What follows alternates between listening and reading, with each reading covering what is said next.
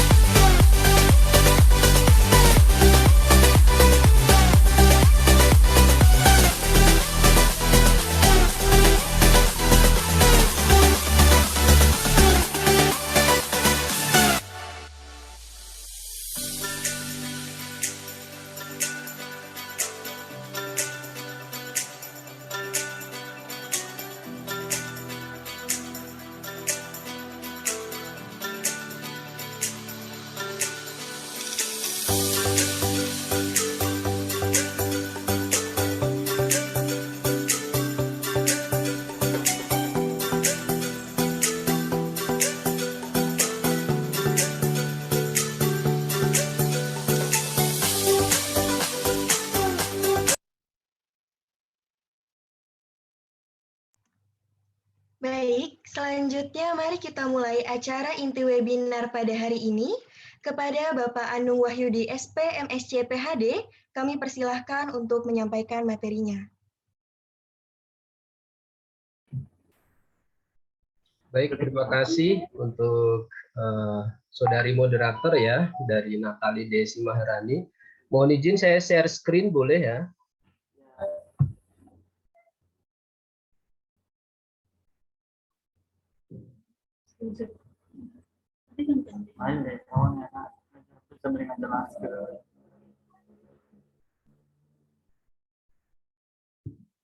Baik, mohon izin bagaimana apakah share screen saya bisa dilihat ya dan suara saya jelas terdengar?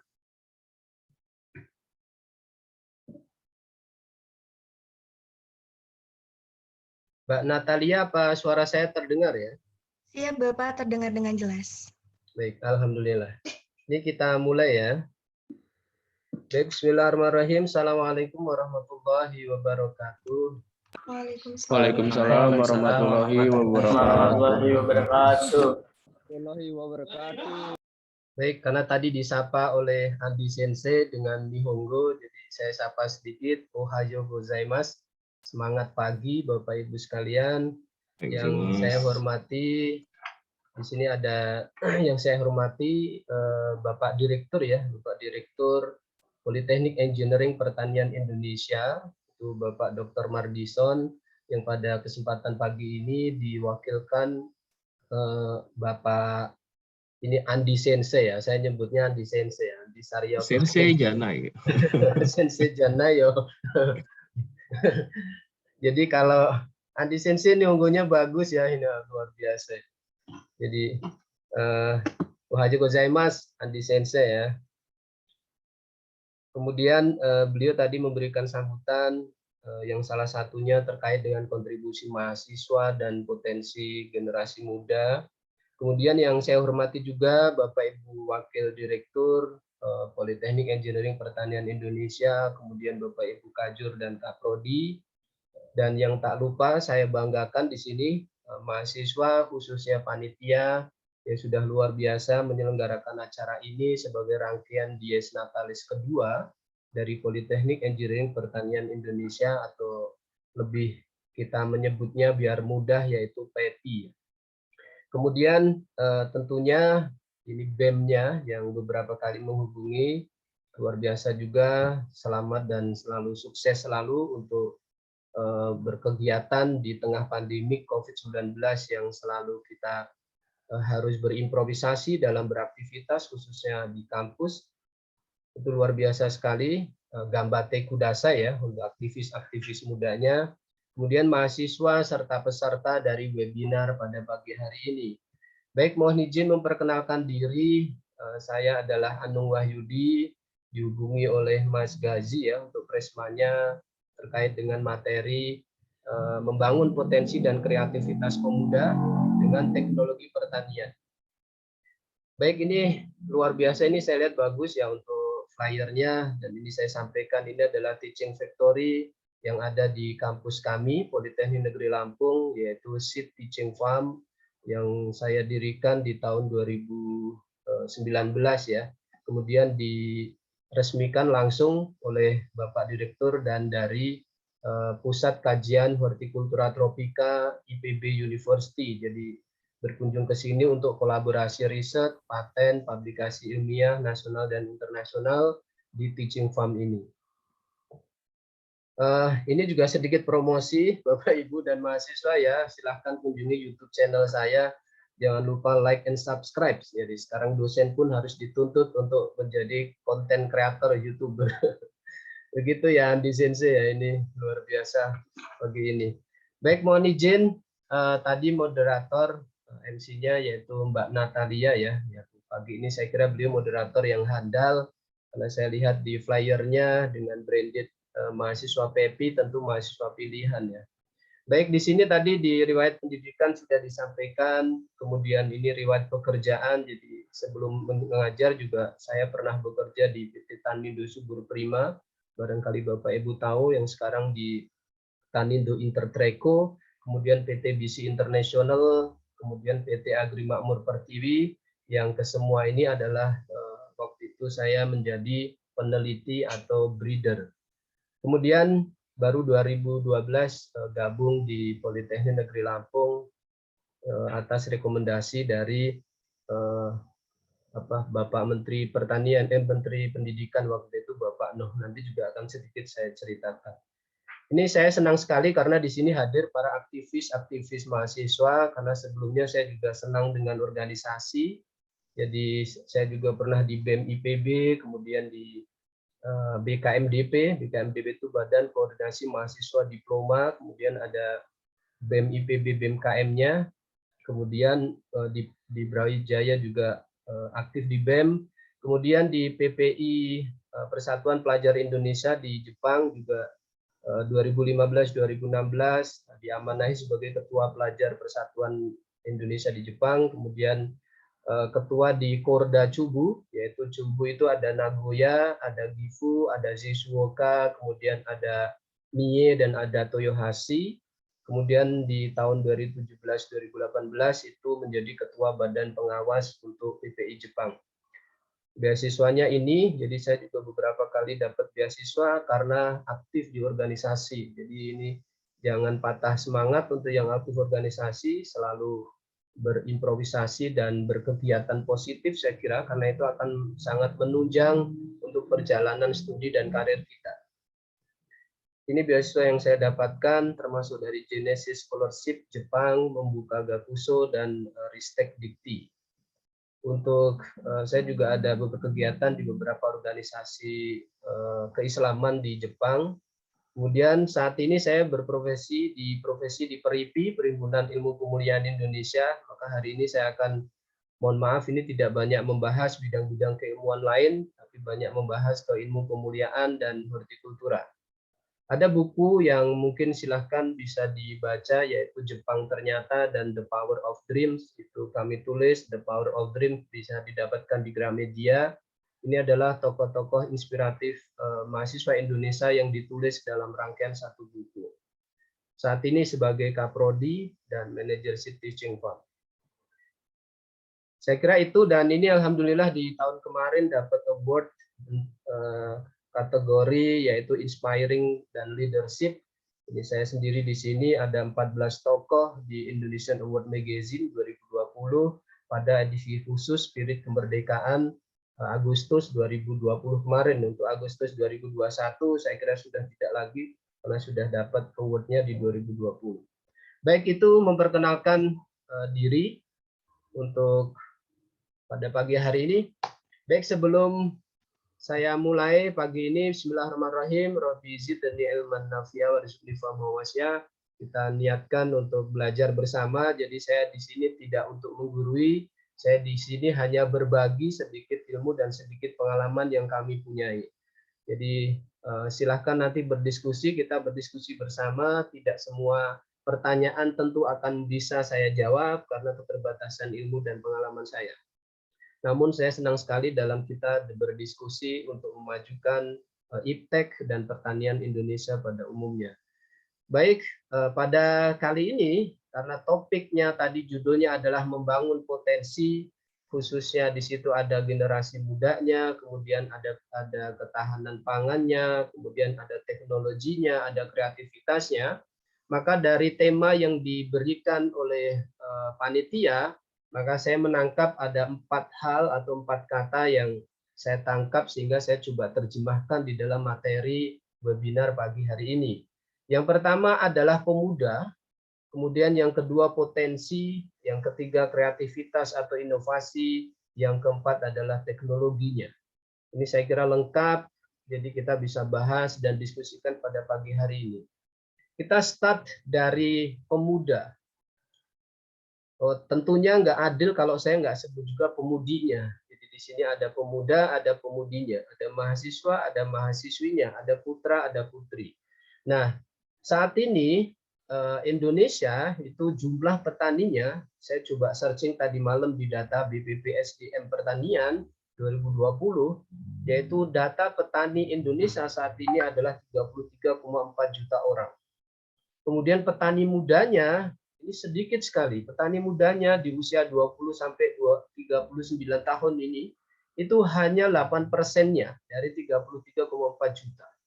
Maka saya senang sekali kalau ada anak-anak muda belajar pertanian, belajar inovasi, dan ingin membangun pertanian Indonesia. Di sini hanya 2,7 juta. Ini datanya dari BPPSDM Pertanian. Kemudian petani kolonial atau petani tuanya masih 90%. Artinya masih tinggi sekali. Maka nggak heran kalau, mohon maaf ini, jurusan atau bidang ilmu pertanian kurang diminati di negeri ini. Kemudian penurunan jumlah petani muda ternyata tidak hanya 2,7 juta atau 8%-nya saja. Ternyata data di 2019, yaitu data dari Badan Pusat Statistik atau BPS, itu BPS tadi malam saya coba searching di data 2019, itu malah di data 2017 dan 2018 itu turun 415.789 petani mudanya. Malah semakin turun ya. Ini sangat ironis ya, terutama bagi saya yang sebagai pendidik di bidang pertanian. Dan ternyata ini ada kabar baiknya, Kementan di 2020, saya coba ini dari Tempo, saya baca di Tempo, itu 59 juta petani milenial dibuat di usia 19 hingga 39 tahun. Masih sedikit sekali ya, hanya 59 juta petani milenial atau DPM. Kemudian ada 8 juta petani andalan. Ini Kementan 2020. Nah, kondisi yang saat ini, pemuda, kemudian petani, dan sebagainya ini, padahal Indonesia itu punya potensi pemasok bahan pangan, pemasok bahan baku, sumber pendapatan nasional, menyediakan kesempatan kerja, sumber investasi, dan penghasil devisa negara. Ini dari sektor pertanian. Potensinya ada, kondisinya seperti ini, maka, nah ini bagus sekali tema pagi ini ya, yang diberikan panitia. Maka butuh sentuhan kreativitas, inovasi, dan teknologi. Maka saya berpikir pertama dari kreativitas dulu. Kreativitas itu adalah proses berpikir menghasilkan ide-ide baru. Sedangkan inovasi itu wujud hasil dari kreativitas. Jadi kalau kita dianggap kreatif dan inovatif, maka kita harus sering mengupdate ide-ide baru kita, sama harus menghasilkan produk atau wujud dari kreativitas kita, sehingga kita dianggap kreator atau inovator. Kemudian yang berikutnya, kreativitas dan inovasi ini akan meningkatkan soft skill kita menjadi power skill. Nah, ini harus kita tingkatkan soft skill-nya. Kepemimpinan, leadership, di samping juga hard skills kita. Tapi dengan harapan kreatif dan inovatif, itu kita akan power skill. Kemudian dari kreatif dan inovatif ini akan menghasilkan sosok-sosok yang kreator, yang dia dianggap inovator, dan terutama ini politeknik ini adalah karena basicnya adalah vocational education, maka vokasi atau terapan ini harus kita fokuskan. Kita berbeda dengan akademik, maka fokuskan pada ilmu-ilmu terapan. Kemudian Kementerian Pendidikan dan Kebudayaan melalui programnya Mas Nadiem Makarim ya, itu Mas Menteri itu meluncurkan satu program yang bagus sekali, yaitu MBKM, Merdeka Belajar Kampus Merdeka. Sekarang mahasiswa sudah dianggap sosok pemuda yang harus menentukan pilihan sendiri untuk belajar. Meskipun masuk misalnya di jurusan A, dia bisa belajar di jurusan B. Dan dalam kurikulum MBKM ini, 20 SKS-nya itu mahasiswa wajib di luar kampus. Baik itu magang industri, baik itu dia melakukan misalnya kegiatan-kegiatan pengabdian masyarakat, mengajar di sekolah, dan sebagainya. Itu untuk di kurikulum Merdeka Belajar itu 20 SKS-nya mahasiswa diwajibkan untuk beraktivitas di luar kampus untuk mengembangkan potensi diri dan menambah ilmu dan pengetahuannya. Nah, harapannya kalau sudah kreatif, inovatif ini ya harus kompetitif. Maka seringkali kita mengukur diri, saya seringkali dengan mahasiswa itu setelah belajar sesuatu, yuk kita ukur diri, kita ikut lomba, kita ikut kompetisi, baik itu di tingkat lokal, nasional, maupun internasional. pagi ini di pembukaannya itu saya kirimkan video dari karya mahasiswa kami yang pada tahun kemarin 2020 pada saat pandemik dikasih tantangan untuk melakukan inovasi yaitu limited land dengan lahan terbatas kalian bisa apa? Kemudian mahasiswa kita bimbing dan kita arahkan pada kondisi pandemi COVID-19 ini dengan memiliki lahan yang terbatas masih tetap produktif. Mereka melakukan satu inovasi yaitu produksi semangka bentuk hati dan sayuran. Ternyata hal kecil yang tadi kita lakukan bersama mahasiswa, kita ikutkan di kompetisi yaitu Panah Merah Innovation Award, kita mendapatkan juara. Jadi waktu itu kita mendapatkan winner juara dan tim favorit. Itu juga kita mengukur diri, jadi selalu seperti itu. Nah, yang selanjutnya ini hal yang penting banget yang kita akan diskusikan pada pagi ini, yaitu teknologinya. Pemudanya kondisinya seperti ini, kita berada di ranah mana nih? Di ranah usia 20-39 atau di ranah di atas 39. Kemudian potensinya ada, kreativitasnya sudah kita kembangkan, sekarang butuh teknologi, karena without technology, so it is nonsense, impossible to do anything. Kita butuh teknologi. Maka teknologi yang sekarang kalau kita searching, apa sih teknologi pertanian yang sekarang sedang banyak didiskusikan ya? Yaitu satu smart farming, dua precision farming, kemudian ada Internet of Things, ada artificial intelligence, ada sensor, ada big data, ada revolusi industri 4.0. Kemudian ada yang sudah familiar, saya kira juga di sini ada hidroponik, ada aeroponik, ada vertikultur, ada bioflok di bidang perikanan ya. Kemudian ada kalau di bidang mekanisasi ada padi transplanter ya. Baik itu transplanter di beberapa benih dan tanaman juga sudah dikembangkan. Kemudian ada harvesternya juga, baik itu harvester di produk atau di crop tertentu, misalnya paddy harvester.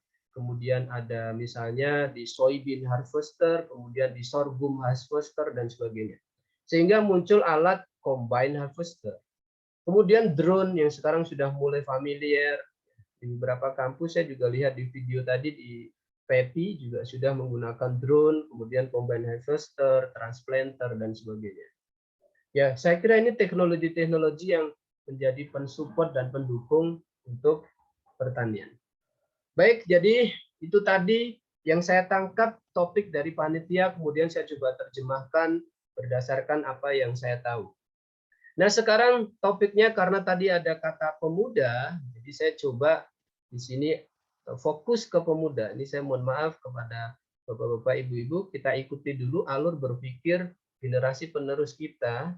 Jadi kebetulan saat ini saya usianya 40 ya, 40-41 tahun, jadi saya sudah tidak masuk kategori pemuda lagi. Karena pemuda katanya 39 tahun, ya, jadi lewat setahun. Tapi masih muda insya Allah. Nah, ini di sini misalnya kita menyebutnya generasi milenial. Generasi milenial Indonesia itu ada 9 perilaku milenial Indonesia yang ditangkap dari indonesianbaik.id. Ini saya coba ini di sana sumbernya. Pertama, nah, ternyata generasi milenial itu kecanduan internet. Nah, ini saya kira bukan hal yang negatif, hal yang positif ya. Kecanduan internet, pengguna internet di Indonesia didominasi milenial, rata-rata mengonsumsi internet lebih dari 7 jam sehari. Apalagi sekarang model daring, pandemik, di rumah, selonjoran, Facebookan, YouTubean, dan sebagainya. Ya, itu saya kira tidak bisa lepas. Bahkan lebih marah kalau diambil Android-nya dibanding kalau lagi baca buku diambil bukunya sekarang. Udah jarang sekali pegang buku, udah jarang sekali, mohon maaf ini yang muslim sudah jarang sekali baca Quran, sudah jarang sekali baca-baca buku pengetahuan, udah kecanduan internet nih. Apakah ini negatif? Please wait, ya belum tentu ya. Kemudian yang kedua, mudah berpaling ke lain hati. Nah, ini udah baper nih kayaknya ya generasi muda. Saya nggak tahu wajah-wajah. Coba saya searching wajah-wajah pesertanya ini di Zoom ya. Nah, saya misalnya Mbak Natalia, moderatornya, ada siapa ini? Ada Mas Abdiki, Muhammad Abdiki yang MC-nya tadi ya. Baperan nggak? Nah, kalau kalian ini sepertinya milenial ya, ini sepertinya baperan. Gimana Mbak Natali? Bener nggak ini? Poin kedua, mudah berpaling ke lain hati. Ya. Siap tidak, Bapak? Oh enggak ya. Ya soalnya kalau dulu itu kalau diputus pacar ya bisa bunuh diri ya. Kalau sekarang putus pacar, it's okay, no problem. Cari yang lain. Udah berpaling hati. Cepet banget ya, karena tingkat loyalitasnya ini dianggap rendah. Bahkan sekarang itu anak-anak muda sekarang itu kalau kerja di perusahaan belum sampai berapa bulan pindah. Saya nggak tahu apakah di PEPI juga ya. Jadi mahasiswa serang berapa bulan, nggak cocok aku di PEPI, pindah aja gitu. Karena cepat berpaling hati ya. Tapi saya kira mahasiswa PEPI tidak ada ya. Tidak ada sedikit. Enggak maksudnya. Oke ya, jadi saya kira ini juga apakah ini negatif? Please wait ya, kita tunggu karena ini memang kondisinya seperti ini. Kemudian yang berikutnya, yang ketiga, ternyata ini kalau di data itu di tahun 2020 34% penduduk Indonesia itu milenial. Berarti generasi sayanya sisanya ya. Ada 56 yang sisanya yang model kayak saya gini. Yang model kayak Mbak Natali, Mas Abdiki, Mas Gazi, terus siapa lagi nih? Beberapa mahasiswa-mahasiswa ini ada 34%-nya. Ya. Nah, ketika kita lanjutkan, oke, saya lanjut. Nah, tadi saya udah lihat wajah-wajahnya peserta. Nah, ternyata, nah ini kondisinya juga dompetnya tipis. Gimana sekarang 2020 dan 2021 ini? Bukan tidak punya uang ya, dompetnya tipis, tapi 59% milenial lebih menyukai transaksi non tunai. Wah, keren ini. Ini hal positif. Sekarang sudah mulai kartu-kartu debit dan sebagainya. Itu bahkan beasiswa aja pakai kartu Indonesia Pintar ya. Pakai kartu-kartu semuanya. Sudah mulai transfer nggak perlu ke bank, sudah mulai Android. Jadi smartphone-nya benar-benar smart sekarang. Nah, kerja cerdas dan cepat. Ini hal positifnya ya, mudah beradaptasi dan bekerja lebih efektif. Ini generasi milenial. Ini Bapak Ibu dosen, Bapak Ibu wakil direktur, Kajur, Kaprodi. Ini potensi-potensi mereka. Sebenarnya generasi sekarang itu kerjanya cepat dan cerdas. Sebenarnya ya. Ini berdasarkan data dari indonesianbaik.id. Kemudian bisa apa saja tuh anak generasi sekarang itu. Ya, terbiasa multitasking ternyata dan mampu melakukan 2 sampai 3 pekerjaan sekaligus.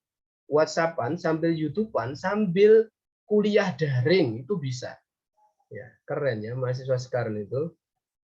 WhatsApp-an, YouTube-an, kemudian kuliah daring, mengerjakan tugas, rapat BEM ya. Ini mahasiswa BEM itu ada beberapa kategori. Ada mahasiswa BEM yang kura-kura, yaitu kerjanya kuliah rapat. Ya, kuliahnya nggak terurus. Ya. Ada juga mahasiswa BEM ini yang sudah mulai lanjut, nggak kura-kura lagi, tapi udah kupu-kupu ya. Kuliah pulang, bosen rapat. Berangkat kuliah, pulang lagi, berangkat kuliah, pulang lagi. Ada yang lanjut sampai ke level lebih tinggi, yaitu capung. Mahasiswa ke kampus capek baru pulang. Nah, itu capung dia ya. Itu juga ada ya. Saya nggak tahu ini mahasiswa di kategori yang mana ya. Saya dulu sudah berusaha untuk sampai level capung. Kalau belum capek di kampus, saya nggak mau pulang. Kemudian bisa apa saja multitasking. Nah, ini kondisinya milenial. Baik, sekarang kita ke inti dari webinar kita kali ini. Kita coba berpikir agak serius. Jadi Bapak, Ibu, dan peserta mohon izin, ini mulai agak serius. Kalau tadi mulai ke data-data dulu. Baik, kita serius dulu. Yang pertama adalah kita berbicara tentang pangan. Saya kutip adalah salah satu Indonesian founder ya kita, yaitu Bapak Soekarno, Bapak Insinyur Soekarno, karena saya tampilkan di sini karena di sini saya baca Politeknik Engineering, karena dulu beliau adalah engineer. Ya, karena saya bukan insinyur, saya gelarnya kuliah ya, lahir di tahun apa ini, milenial juga enggak ya, gelarnya SP, Sarjana Pertanian. Jadi belum sudah tidak insinyur lagi. Karena beliau engineer, maka saya tampilkan di sini. Beliau pernah berkata seperti ini, pangan adalah urusan hidup mati sebuah bangsa. Ini disampaikan beliau, Insinyur Soekarno, presiden pertama kita di 1952. Kemudian saya berpikir, apa sih potensi sumber daya Indonesia? Potensi sumber daya Indonesia, kita ini negara terbesar ketiga di dunia yang memiliki biodiversity atau keanekaragaman hayati. Pertama, kita punya 100 jenis sumber karbohidrat. Ada 10,3 juta hektar potensi lahan pekarangan kita. Makanya tadi saya kasih video di awal, yaitu urban farming khususnya limited land atau lahan terbatas. Ternyata ada 10,3 juta hektar kita. Kemudian ada 100 jenis sumber karbohidrat, baik itu padi dan sebagainya. Kemudian 100 jenis kacang-kacangan atau leguminosa. Untuk famili Leguminosae ini ada 100 jenis. Kita punya ini biodiversity Indonesia ini. Ada 8 sampai 10 juta hektar, itu potensi lahan marginal dapat dimanfaatkan. Jadi kita belum termanfaatkan. Jadi saat ini saya bersama dengan PKHT IPB, Pusat Kajian Hortikula Tropika IPB bersama Prof. Syukur sekarang akan melepas untuk kacang tunggal sebagai substitusi pengganti kedelai. Karena beberapa pengusaha tempe mengeluh ketika bahan baku kedelainya mahal, maka kita fokuskan digantikan ke kacang tunggal, atau ada yang nyebut kacang tolo dulu ya nyebutnya, ya, atau Vigna unguiculata kalau itu bahasa Latinnya. Ada 100 jenis kacang-kacangan, kemudian ada 250 jenis sayuran. Oke, tadi saya tampilkan juga sayurannya. Potensi industri kuliner, pangan lokal seiring meningkatnya wisata itu juga berkembang. Kemudian 450 jenis buah-buahan. Kalau kita nyebutin, saya coba tes mahasiswa, sebutkan 100 jenis buah-buahan, mentok pasti. Padahal kita ada 450 jenis buah-buahan. Nah, coba saya cek ya, ini saya senang yang interaktif. Saya khawatir nanti saya ngisi ditinggal pulang ya. Ya saya coba tanya, ada yang berkenan menjawab nggak? Sebutkan 50 varietas padi hibrida. Ada yang tahu? 50 varietas padi hibrida yang ada di Indonesia. Ada yang berani? Baik, saya naikkan. Saya naikkan menjadi 25 aja. 25 varietas padi hibrida di Indonesia. Ada yang bisa menyebutkan? Silahkan. Mari kita berpikir tentang Indonesia pagi ini. Atau saya tunjuk? Nah, saya tunjuk presmanya dulu aja kali ya. Presmanya siapa presmanya? Mas Gazi, mana Mas Gazi? Presmanya Hari Hartono, Bapak. Pak Hari Hartono. Ini Mas Gazi sebagai? Iya, kalau saya sebagai LO pemateri webinar, Bapak. Oke, kalau gitu karena sering hubungin saya, biar kecipratan kita sama-sama belajar ilmu, saya tanya. Sebutkan 25 varietas padi hibrida. Loh, kita Indonesia itu punya 100 jenis karbohidrat, 100 jenis kacang. Saya coba fokus ke padi dulu. 25 varietas padi hibrida tahu? Mungkin belum banyak yang saya tahu ya, Bapak. Yeah. Mungkin misalnya yang ada di Indonesia itu Inpari 34, Salin Agritan, Inpari 1 sampai 21, Inpago, seperti itu Bapak. Itu udah lebih dari 25 ya. Karena ya, tadi bilangnya Inpari ada Inpari 1, Inpari 2, Inpari 3, Inpari 4, udah sampai Inpari 50. Udah 50 varietas padi, Pak. Inpari, Inbrida, Inbrid. Tapi Inpari itu inbrida. Bukan hibrida ya.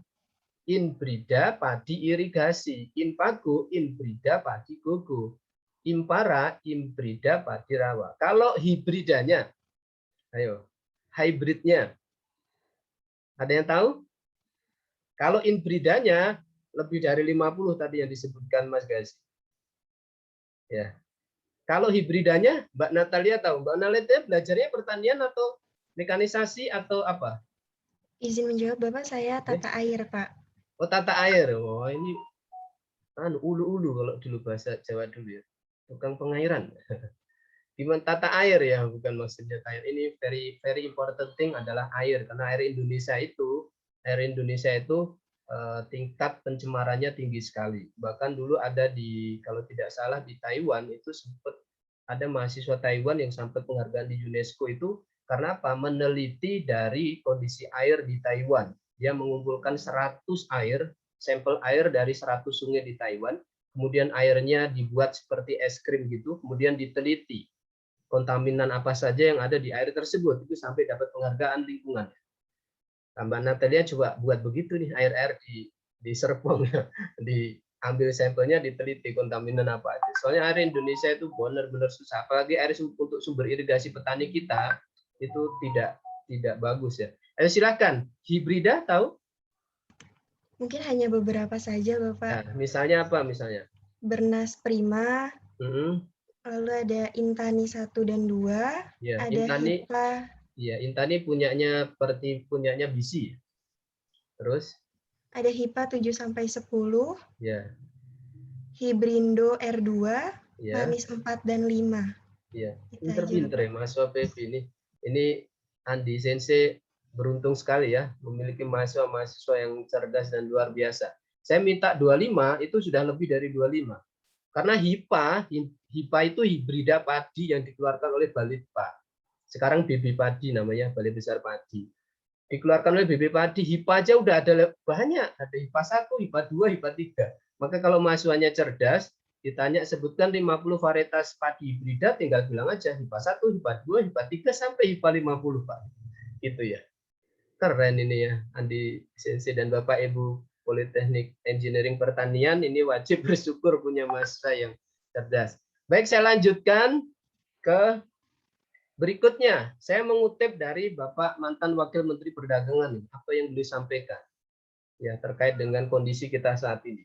Komoditas di masa pandemik ini ternyata menurut data BPS Badan Pusat Statistik itu menyebut sektor pertanian, kehutanan dan perikanan berkontribusi sebesar 12,84% pada produk domestik bruto atau PDB kita. Kuartal 1 2020 sektor ini jadi ketiga terbesar setelah sektor industri pengolahan dan perdagangan. Jadi sektor pertanian, kehutanan, dan perikanan jangan diremehkan. Maka harusnya bangga belajar pertanian, kehutanan, dan perikanan. Sayangnya, ini Bank Dunia mencatat harga komoditas ekspor unggulan Indonesia mengalami penurunan harga selama Februari hingga April 2020. Pandemi COVID-19 menjadi biang keladi turunnya permintaan. Karet turun. Karet alam turun, kakao turun, minyak kelapa sawit turun, teh turun, kopi robusta turun. Maka ngenes ini petani-petani kita ya.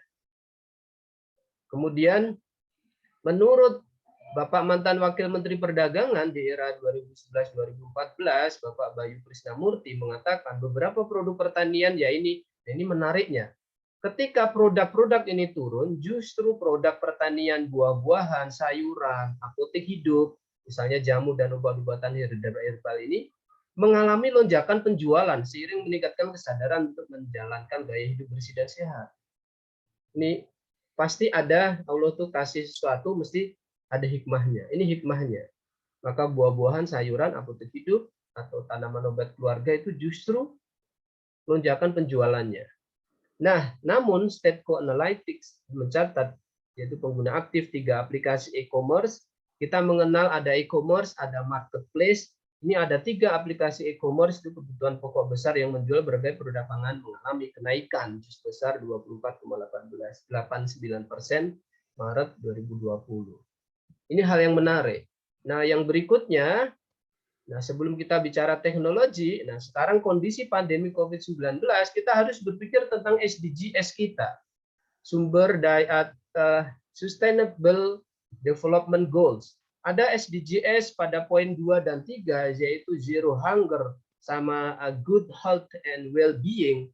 Itu ketahanan pangan di sini, ada 2 SDGs di sini, kehadiran pangan dan gizi pangan. Maka di Kementerian Pertanian, saya kira ini bagus programnya. Manfaat kegiatan yaitu KRPL atau Kawasan Rumah Pangan Lestari. Kita ada buah-buahan, ada sayuran, ya, ada komoditas diversifikasi pangan. Di samping juga mengurangi jejak karbon dan emisi serta penurunan emisi karbon. Ini bagus kalau pekarangannya sudah mulai seperti ini, lahannya sudah mulai diproduktifkan dan sebagainya. Baik, itu saya udah berapa menit waktu saya. Tolong diingatkan ya Mbak Natali ya, kalau saya kebablasan nggak bisa nyetop, soalnya dosen itu kalau nggak di stop nggak berhenti ya ngajarnya, sering lupa ya. Kemudian ini saya coba tampilkan sebelum bicara teknologi, kita akan inilah kondisi-kondisi Indonesia saat ini. Maka dunia pertanian gimana menarik. Kita lihat orang tua kita bertani, ini mbah kita, kemudian paman kita, kemudian ini ada Pak D kita, kemudian ini ada bule kita, kemudian ada misalnya ini saudara-saudara kita atau petani-petani Indonesia, kondisinya seperti ini. Ya. Ini kalau petani di luar negeri mungkin nggak ada yang gini. Apalagi di Jepang mungkin nggak ada. Makanya kondisi seperti ini sebagai generasi muda kita berpikir, ayo kita berpikir. Karena ini ada 90%. Kalau mau maju pertanian Indonesia, kita bantu beliau-beliau ini. Kita bantu bersama-sama. Masalahnya apa sih sebenarnya bidang pertanian ini? Yang pertama adalah kurangnya akses modal, jelas. Karena susah, mereka tidak punya kemampuan bikin proposal. Maka untuk donatur-donatur juga susah untuk trust atau percaya memberikan modal kepada petani-petani kita. Kalau toh dapat dana modal pun misalnya KUR atau apa gitu pun seringkali dibohongi atau seringkali terjadi penyelewengan yang secara teknis di lapangan. Itu juga kasihan lagi. Yang berikutnya kurang teknologi. Jadi kalau diukur tingkat kesiapan teknologi, pertanian Indonesia itu masih rendah. Kemudian pengelolaan pertaniannya buruk.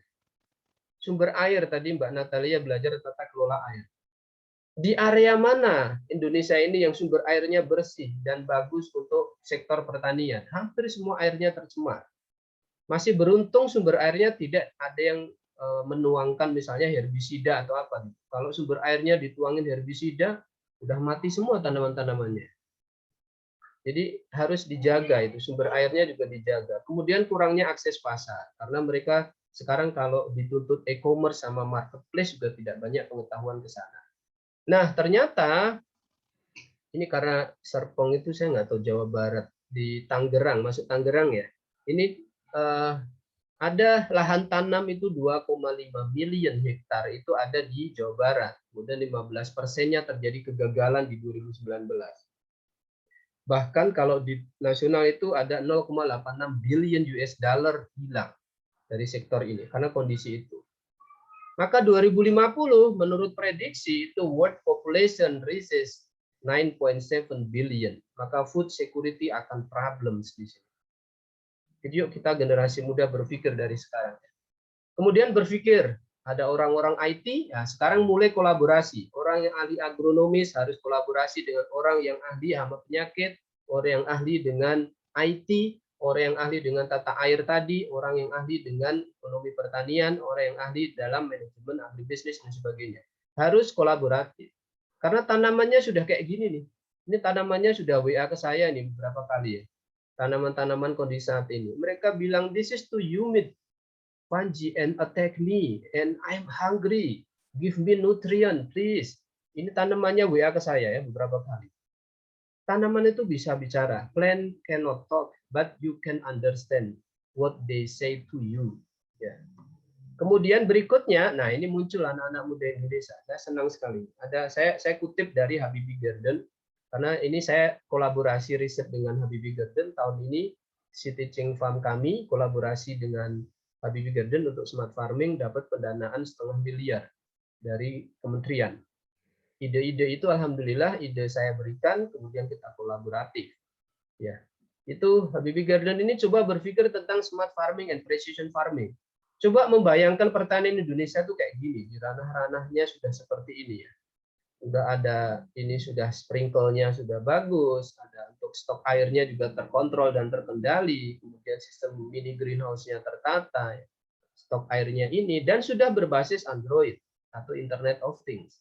Maka sudah beberapa data sensor akan dipasang di lahan petani dan itu real terjadi ya atas kerja-kerja beberapa anak muda Indonesia. Kemudian kita berpikir untuk memajukan pertanian ini. The Evolution of Precision Agriculture, ini saya kutip dari The Precision Agriculture Revolution by Jess Lowenberg sama De Boer dari Foreign Affairs, itu kondisi sebelumnya kita berada di sini saat ini. Ini menurut Precision Agriculture versinya Jess Lowenberg ya. Ini kita berada di sini. Yang sebelumnya machinery GPS tracking sebenarnya juga sudah ada di 2008. Kemudian GMO, Genetic Modified Organism juga sudah ada di 1980. di abad ke-19 juga sudah banyak menggunakan kuda, kemudian menggunakan sapi dan sebagainya. Dan kita fokus di sini, kita berada di present ini. Kita adalah petani-petani muda yang confused farmers. Kalau petani tua pun juga masih confused farmer.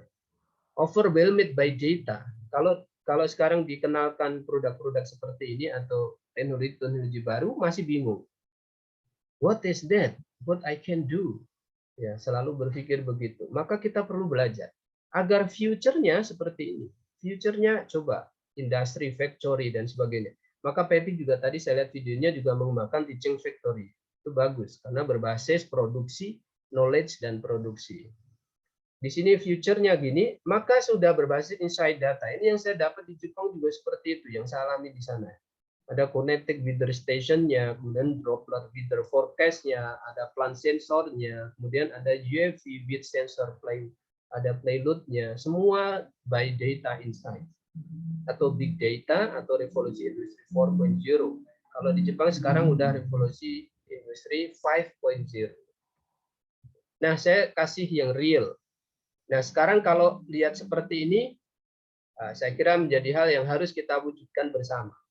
Tadi saya coba inikan ke mahasiswa saya baru ke skala kecil di greenhouse dan mulai tahun ini berkat kerjasama dengan beberapa startup beberapa startup IT bidang pertanian, saya coba kembangkan juga di kampus. Sekarang sudah kita lagi dapat pendanaan besar ini alhamdulillah sampai kurang tidur beberapa hari demi tes kelayakan dan sebagainya ya. Alhamdulillah lolos 2 program kita dapat 1,5 miliar dari kementerian. Itu ada smart machinery, kalau kita lihat ini drone dan sebagainya, coba di pertanian kita. Dan itu real, sudah dikembangkan anak-anak muda Indonesia ya. Di Jawa Barat juga ada, dan sebagainya sudah berbasis smartphone atau berbasis Android. Ini ada smart farming-nya, the future of agriculture juga seperti ini. Ini ada transplanter, padi transplanter. Dan itu real, saya juga kadang pingin ya. Saya ilmunya sebenarnya di molecular breeding, di pemulihan molekuler atau bioteknologi. Tapi saya sering kalau kuliah di Jepang itu kadang pusing di laboratorium, saya sering main ke petani. Saya diskusi dengan petani. Ini ada petani ya. Ya. Ini ada Takahashi-san sama istrinya, ada Yuta-san. Itu beliau sedang bertani, saya coba ajak ngobrol gitu. Saya senang banget. Bertani kok sudah gitu. Dan saya coba transplanternya, saya coba dan beliau izinkan. Kita diskusi. Ternyata pertaniannya sudah maju sekali. Punya lab sendiri, mobilnya ada labnya. Lab mini ya, keren banget. Kemudian future data. Kalau kita berpikir Indonesia, maka national field mapping harus kita kerjakan, credit scoring harus kita kerjakan, dan ini harus ada jaminan hasil dari crop-nya atau crop insurance-nya. Nah, sekarang kita coba berpikir. Saya coba ini dulu aja diskusi sebentar dengan mahasiswa. Kira-kira mendengar paparan saya tadi yang sekilas, apa yang ada di benak kita? Ini kalau ini saya gambarkan ini Mbak Natali, ini saya gambarkan ini Mas Abdiki. Nah, ini calon-calon lulusan PEPI ini di sini ya. Nah, ini generasi kita saat ini nih. Nah, pengen main drone tapi malah main remote control ya, nggak dipakai drone-nya untuk pertanian tapi hanya untuk main-main ya. Kemudian Facebookan, WhatsAppan, YouTubean. Ini sudah mulai nih, ada Flick, ada macam-macam sudah mulai. Ini saya kira cepat banget anak-anak muda sekarang ya. Gayanya udah keren karena dulu itu pakai headsetan, jalan pinggir jalan, senyum-senyum tanpa beban ya. Seolah-olah hidup itu very easy. Gitu. Ini anak-anak muda sekarang. Sekarang apa yang coba? Saya mau tangkap sedikit. Saya minta poin dari Mas. Ada yang berkenan memberikan poin sedikit saja? Masih ada materi sedikit. Silahkan. What are you think? What do you think? Ya. Apa yang Anda pikirkan setelah mendengar paparan tadi? Wah, ternyata Pak, kontribusi apa yang bisa saya berikan? Mari kita berpikir ya, tidak perlu bergaya di depan laptop dengan gaya seperti ini. Yuk kita terjun ke lapangan, apalagi PEPI adalah kampus Politeknik Terapan. Terjun ke lapangan, kita langsung, saya bisa apa? Saya bisa kontribusi apa? Seperti tadi Bapak PLH ya, Bapak Udir 3, Bapak Wadir 3 juga menyampaikan. Ini ada dari Adi Prayoga angkat tangan. Silakan memberikan ini. Adi Prayoga. What do you think? Apa yang Anda pikir? Oh, Bapak, maaf. Bapak maaf ini saya pikir ini Pak. Mohon maaf. Ngapunten Pak nggih ini. Bismillahirrahmanirrahim. Assalamualaikum warahmatullahi wabarakatuh. Waalaikumsalam warahmatullahi wabarakatuh. Terima kasih nih Bapak Dr. Anung. Sangat luar biasa ini mencermati apa yang sudah Pak Dr. Anung sampaikan ini. Kalau Bapak tadi tanyakan apa yang ada di benak kita, gitu kan? Iya Pak. Dari apa mati yang disampaikan tadi, yang menarik yang harus kita pahami bersama oleh anak-anak kita, mahasiswa ini ya. Yang pertama tadi yang menjadi sisi perhatian kita adalah bahwa kita masih punya sumber daya yang punya potensi tinggi, yaitu lahan pekarangan. Betul Pak. Lahan pekarangan itu masih cukup tinggi untuk dikembangkan, dikelola. Betul. Nah, kemudian dengan teknologi baru, informasi, inovasi baru yang sangat luar biasa, yang tentunya sangat sesuai nanti untuk ke depan dalam rangka untuk pemanfaatan lahan ini. Ya, jadi kalau yang ditanya tadi di benak saya, bahwa yang di benak saya itu bagaimana mahasiswa itu mau kembali ke desa. Dengan bekal pengetahuan yang sangat luar biasa, mau enggak itu di desa itu punya potensi SDA yang luar biasa, ya kan? Nah di sini ini yang harus kita dorong, kita motivasi adik-adik ini harus mau kembali ke desa, ke rumah. Kalau tadi potensi bagaimana urban farming itu bisa dikembangkan. Nah sekarang yang sumber daya yang tersedia itu adalah di kampung, di desa. Ayo adik-adik, nanti ini sangat luar biasa ini. Informasi, nanti ada teknologi mungkin pekarangan oleh Dr. Anung tadi sudah disampaikan. Inilah pemahaman yang harus adik-adik tangkap ini. Aku besok selesai harus balik ke rumah, ke kampung. Di rumah Bapak punya areal pekarangan cukup untuk saya kembangkan. Ini menurut saya Pak Dr. Anung yang di benak saya ketika tadi apa yang harus kita lakukan. Ini kalau kami sebagai orang tua, tetapi saya kepada adik-adik, ayo apa yang harus bisa diperbuat dengan lahan yang dimiliki orang tua di rumah. Manfaatkan dengan baik. Mungkin itu sekarang komentar saya. Terima kasih. Assalamualaikum warahmatullahi wabarakatuh. Waalaikumsalam warahmatullahi wabarakatuh. Baik, terima kasih Pak Adi Prayoga. Ini mohon maaf tadi ini. Pak, terima kasih. Ini yang disampaikan beliau benar sekali. Jadi ini Pak Adi sudah menangkap apa yang saya sampaikan di awal. Kemudian kita berpikir menurut Pak Adi Prayoga ini, yuk kita yang generasi muda ini return to apa? Return to our village, ya, kembali ke kampung kita. Katanya rural. Yes, iya. Begitu ya. Begitu Pak Adi ya.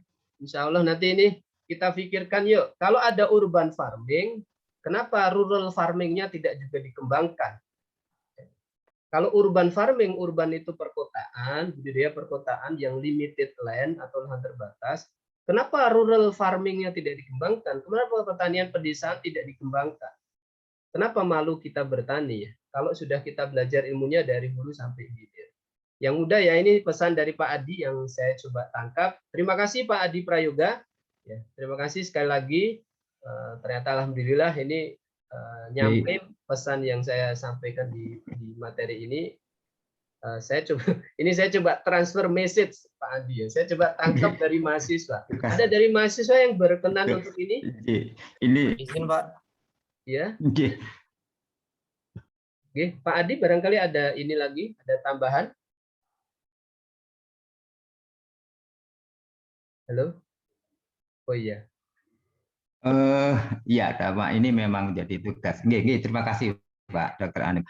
Ini memang tugas kita selaku. Kalau Dr. Anung masih muda, saya adalah generasi yang kolonial, Dr. Anung. Jadi kami sudah kolonial, tapi saya kadang-kadang juga prihatin tadi ketika data informasi yang dituangkan tadi sangat terjadi penurunan untuk generasi milenial, petani muda ternyata turun lagi. Nah ini yang menjadi kadang-kadang kita sebagai generasi tua menjadi sangat sedih gitu loh. Kapan mau segera bergerak hati untuk kembali ke kampung dengan teknologi yang dikuasai sangat luar biasa. Jadi nanti bisa ada kampung lagi kalau semua kembali ke kampung, jadi kota semua nanti, kota pertanian jadinya nanti di kampung. Kalau kembali semua ke sana, pertanian kita menjadi sangat luar biasa. Terima kasih Dr. Anu, itu aja komentar dari kami. Assalamualaikum warahmatullahi wabarakatuh. Salam warahmatullahi wabarakatuh. Baik, sekali lagi terima kasih Pak Adi. Ini message-nya dapat, ya silahkan kita tangkap dulu, yaitu rural farming want to be developed ya. Kita harus developing rural farming juga di samping urban farming ya. Coba ke tadi ada mahasiswa siapa ya? Hari ini Pak Hari Ya, atau Mas Hari? saya ini mahasiswa Pak. Oh mahasiswa. Ini soalnya Ya. mohon maaf ini udah kayak kakak adik dengan saya nih. Ya silakan Mas Hari. Oke baik. Aku salah Sebelumnya sebut izin lagi. yang Silakan. Oke baik. Sebelumnya izin yang terhormat Bapak Anu, Ya Bapak silakan. Wadir 1, Ibu Wadir 2, serta Bapak Wadir 3. Mungkin izin memberikan tanggapan dari yang sebelumnya. Dari untuk saya sendiri itu, saya kebetulan juga sedang mencoba berkontribusi membantu pertanian di daerah sekitar lingkup kerja orang tua saya, di mana ada penjualan beras hitam yang mungkin sampai sekarang masih tingkat kabupaten atau tingkat kecamatan masih sangat kecil, belum banyak yang mengetahui. Jadi menurut saya mahasiswa ini seperti apa yang tadi Bapak Adi Prayoga sampaikan, bahwa baik sekali di mana kita harus kembali lagi ke desa masing-masing, kita membangun jaringan segmen pasar dan sebagainya, karena yang sudah tua ataupun yang sudah lanjut usia itu tidak begitu handal dalam memanfaatkan aplikasi. Sehingga perlunya mahasiswa atau mahasiswi terjun ke desa-desa, kembali ke desanya masing-masing untuk membangun. Karena dari apa yang saya cermati, banyak sekali potensi-potensi lokal, seperti halnya dari tanaman porang dan lain sebagainya. Mungkin segitu saja Pak yang bisa saya sampaikan. Kurang lebihnya saya mohon maaf. Wassalamualaikum warahmatullahi wabarakatuh. Assalamualaikum warahmatullahi wabarakatuh. Baik, terima kasih Mas Hari. Ini Prismanya ya? Iya, siap betul Pak. Oh iya, ini satu jabatan presiden yang bisa dijangkau, yaitu presiden mahasiswa. Kalau presiden Republik Indonesia harus banyak lagi ininya ya. Bekal yang harus disiapkan ya, Presma ya. Saya dulu juga Presma ya, Presma. Kemudian saya juga ketua pelajar di Jepang. Seneng aja gitu. Itu presiden yang bisa kita jangkau ya. Kalau presiden Republik Indonesia ya mikir, kalau nggak ada takdirnya ya angel ya, susah ya. Karena kan kalau sudah takdirnya siapa tahu. Tapi insya Allah kita doakan sama-sama yang hadir di sini semua akan menjadi orang-orang penting tokoh Indonesia yang berkontribusi untuk memajukan Indonesia, saya kira ya. Terima kasih Mas Hari ya. Semangat selalu BEM-nya. Terima kasih untuk kegiatannya juga. Silahkan berkontribusi real, silahkan untuk ininya dari PEPI. Baik, saya mohon izin lanjutkan. Terima kasih untuk pendapatnya dan masukannya. Kita coba lanjutkan materi, nanti kita akan buka sesi diskusi. Izin melanjutkan ya, Bapak Ibu serta mahasiswa. Mohon maaf Bapak, izin menyampaikan waktunya 10 menit lagi. Siap, oke. Saya akan speed presenting ya. Ini mohon Bapak Ibu mahasiswa tolong ikat sabuk pengamannya dikencangkan karena kita mau ngebut. Baik ya. Jadi yang tadi setelah mendapatkan tadi beberapa informasi, kemudian kita berpikir ini ada peluang usaha karena kalau terapan itu adalah kita indikator kinerja utama. Kalau mendidik itu di lulusan atau mahasiswa itu ada 3 indikator utama, yaitu yang pertama adalah lulusan kita diserap di dunia kerja kurang dari 6 bulan. Kemudian yang kedua, gaji lulusan kita itu di atas UMR. Kemudian yang ketiga, berapa persen jumlah lulusan kita yang wirausaha. Dan yang keempat, ini ada tambahan satu lagi, berapa persen lulusan kita yang melanjutkan ke jenjang pendidikan lebih tinggi. Maka saya fokus ke wirausahanya. Ini ada peluang usaha. Setelah tadi di data-data tadi, maka setidaknya saya coba fokuskan di 4 peluang usaha. Pertama, produk. Kedua, sarana produksinya. Nah, ini benih dan bibitnya. Kalau yang belajar teknologi benih, kemudian pemuliaan dan sebagainya di sini. Kemudian teknologinya. Nah, ini harus juga menjadi peluang usaha ternyata. Nah, saya coba berkontribusi hal kecil di kampus. Ketika saya pulang dari studi, saya berpikir, apa yang bisa sumbangsi saya berikan di kampus. Kemudian saya tata kampus menjadi tempat-tempat yang representatif dan nyaman buat mahasiswa. Karena saya jarang ngajarin mahasiswa, saya hanya menyediakan tempat yang nyaman untuk mahasiswa belajar. Karena rata-rata di Indonesia itu beberapa kampus tidak memberikan tingkat kenyamanan untuk mahasiswanya belajar. Maka kalau PEPI enggak ya, kalau PEPI nyaman sekali, tadi kita lihat kampusnya nyaman sekali, bagus ya.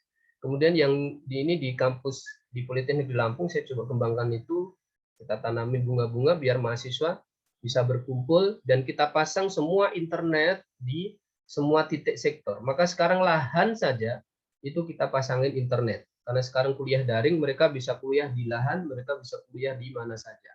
Maka akses internetnya kita tingkatkan. Kemudian tadi sudah diberikan ada beberapa Internet of Things dan sebagainya juga dikembangkan dari sisi bibit dan sebagainya, karena ini juga bisa jadi peluang usaha tadi. Nah, hal yang bisa dilakukan bersama mahasiswa waktu itu inovasi. Maka saya di sini karena di Jepang saya pernah lihat semangka bentuk hati dan kotak, maka saya kembangkan di Indonesia. Ini semangka bentuk hati dan ini melon bentuk hati. Kita kembangkan dan ini alhamdulillah didanai dari kementerian sekarang. Baru tahun ini didanai. Dirintis 2018, baru 2021 dapat rezeki didanai. Maka proses itu harus sabar, tidak harus kita melakukan sekarang kemudian dapat sesuatu appreciate sekarang. Mungkin appreciate-nya berikutnya ya. Kemudian mahasiswa juga bersama saya di sini sudah menghasilkan 14 varietas baru semangka. Ini juga kita akan lepas untuk varietas tanaman. Kemudian melon makuauri atau melon oriental ini juga kita sudah, ini benihnya juga kami siapkan. Karena kami peluang saya satu di benih, satu di produk. Kemudian ini yang berbasis bracket pot dengan Android dan otomatisasi tadi. Nah, kalau kita cek apa sih yang dilakukan Pak Anung cuman kecil gitu doang. Ternyata harga semangka bentuk hati aja satunya 1,2 juta. Kalau saya punya 100 produk saja, saya sudah punya duit 100 juta ya. Dan semangka itu hanya 2 bulan dan itu real. Kemarin kita kerjasama dengan industri hanya 2 bulan ya, atau lebih tepatnya 3 bulan lah dipakai semua itu. Kerjasama produksi benih itu dalam luasan hanya 1000 meter kita mendapatkan dana 30-an juta dalam 2 bulan ya. Maka harus ini. Dan di samping itu juga sering kita promosikan di seminar-seminar. Ini mahasiswa juga kita jadikan duta-duta pertanian ya untuk seminar-seminar. Ini ada orang Jepang yang support sekali ketika produk kami dipamerkan itu langsung menyambut ya. Dan langsung ngajak ngobrol Nihongo seperti tadi Pak Andi Sensei ya. Nah, ini juga semangkanya karena ada pepaya bentuk Kalina atau California, maka kita buat semangka yang sama persis dengan pepaya Kalina. Kita buat, ini sudah ada dan kita tinggal untuk pelepasan varietas. Mungkin ini yang bisa saya kerjakan dengan mahasiswa sesuai dengan bidang keilmuan saya. Jadi Bapak Ibu serta mahasiswa saya kira juga akan lebih kreatif dan produktif lagi dengan bidang keilmuannya masing-masing. Demi pertanian Indonesia mari kita majukan. Dan ini benih-benihnya, jadi ada varietas-varietas semangka yang baru kita kembangkan bersama mahasiswa. Dan untuk riset molekulernya, saya juga lakukan, ini ada riset molekuler untuk menghasilkan fabrikasi internasional, itu rata-rata butuh data-data molekuler atau bioteknologi dan sebagainya, dan kita kembangkan. Ini saya buat inovasi, yaitu ini apa namanya tomat mininya, ini hanya 10 cm. Ini hanya 10 cm sudah berbuah semua, dan ini buahnya. Ini ada putih, ada ini. Tidak ada warna hijau di sini. Karena warna hijaunya saya hilangkan sehingga menjadi start dari warna putih, kemudian orange, kemudian merah. Ini putih di sini, start dari putih, orange, kemudian merah. Ini hanya 10 cm. Dan ini menjadi konsep home gardening. Saya berpikir karya kecil ini kadang pengen coba Pak Presiden, Pak Jokowi atau ini silahkan kalau rapat negara itu punya ini. Kita buatkan nanti tomat Indonesia yang merah putih. Ini hanya sistem pakai begini, juga rakit apung juga bisa dilakukan. Dan skala ini hanya pakai lampu UV. Ini ada lampu UV-nya. Nah, ini juga ada microgreen dan kecambah. Ini salah satu bisnis yang sekarang banyak menghasilkan karena kita butuh hidup sehat di era pandemik ini. Bedanya microgreen dan kecambah ini dari PB ya, mengembangkan itu. Ini kecambah itu kita lihat seperti ini. Ya, mereka kalau kecambah itu dia tidak butuh sinar matahari ketika dikecambahkan, tapi kalau microgreen dia butuh sinar matahari.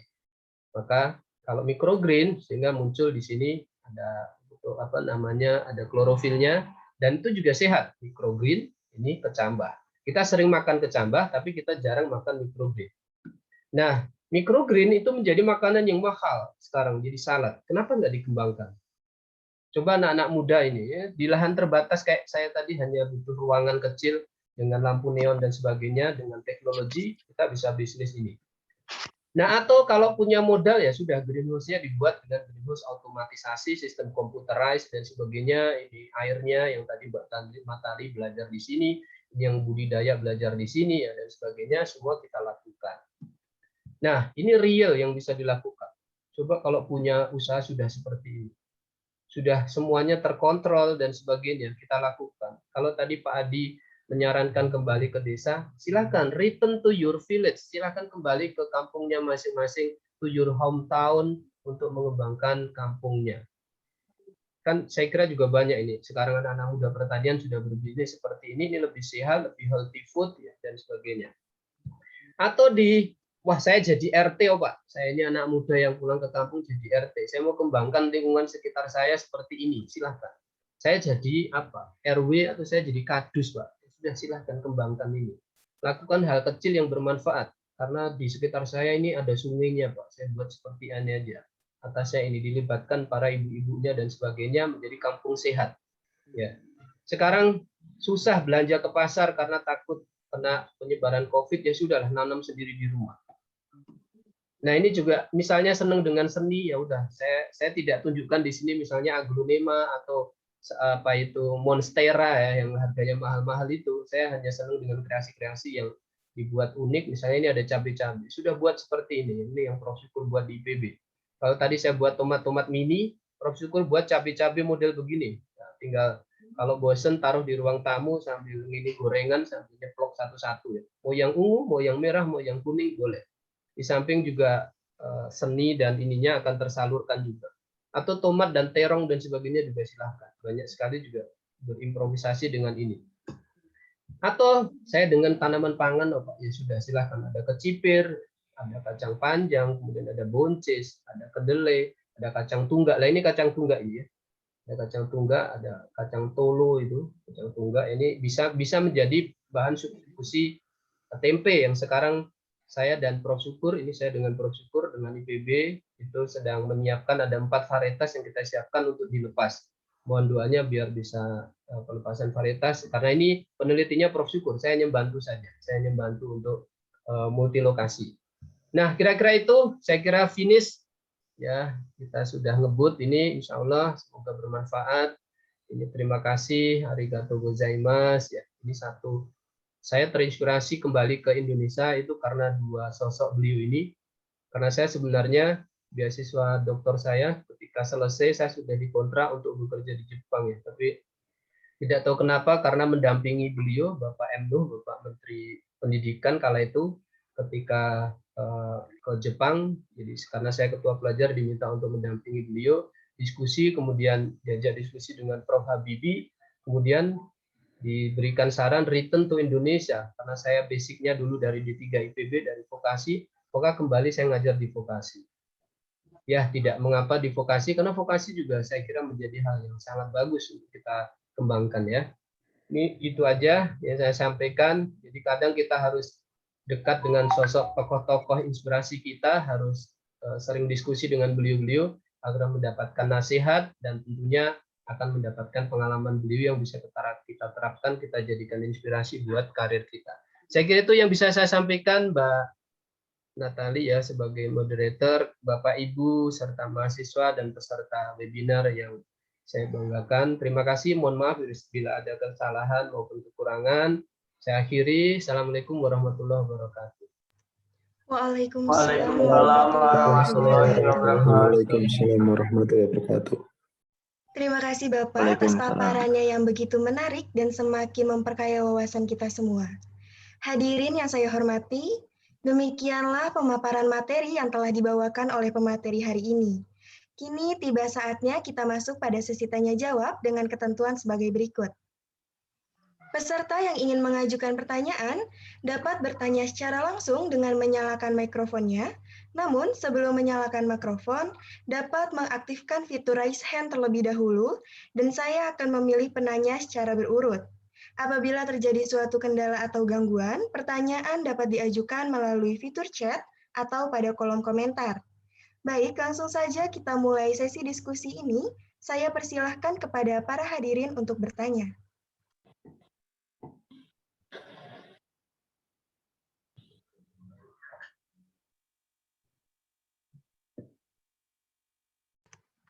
Baik, sudah ada penanya pertama, yaitu ada Rafli Bintang Prakoso. Kepada Rafli, dipersilahkan. Baik, terima kasih. Sebelumnya, Assalamualaikum warahmatullahi wabarakatuh. Waalaikumsalam warahmatullahi wabarakatuh. Mohon maaf sebelumnya, saya mau bertanya untuk bagaimana cara untuk memperluas hasil bumi kita ke pasar, padahal kita di daerah sendiri itu sudah banyak melimpah hasil bumi, dan itu bagaimana meneruskannya gitu. Terima kasih. Baik, terima kasih Rafli atas pertanyaannya. Kepada Bapak Anung, dipersilahkan. Baik, terima kasih ya Mas Rafli. Ini Pak Rafli atau Mas Rafli?